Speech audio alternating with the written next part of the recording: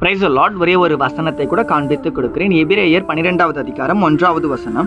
நமக்கு நியமித்திருக்கிற ஓட்டத்தில் பொறுமையோடு ஓடக்கடவும். இன்னைக்கு ஆண்டவர் நம்மளை பார்த்து சொல்றாரு, மகனே மகளே, நீங்க பொறுமையா இருங்க, அவசரப்படாதீங்க. என்ன காரியத்தை எதிர்பார்க்குறீங்களோ, எந்த காரியம் பெற்றுக்கொள்ளணும்னு ஆசைப்படுறீங்களோ அது உங்களுக்கு நடக்க தான் போகுது. நீங்க எதிர்பார்க்குற காரியம் நீங்க பெற்றுக்கொள்ள போறீங்க. தடை இல்லாம நீங்க நினைக்கிற எல்லா காரியத்திலும் அற்புதங்களை நீங்க பார்க்க போறீங்கன்னு சொல்லி இன்னைக்கு ஆண்டவர் உங்களை பார்த்தாங்க சொல்றாரு. ஆனா அதுக்கு என்ன தெரியுமா வேணும்? நமக்கு பொறுமை வேணுங்க. பொறுமை கடலிலும் பெரியது. கடல் ரொம்ப பெருசாமா, அந்த கடலை விட பொறுமை ரொம்ப பெருசாமா.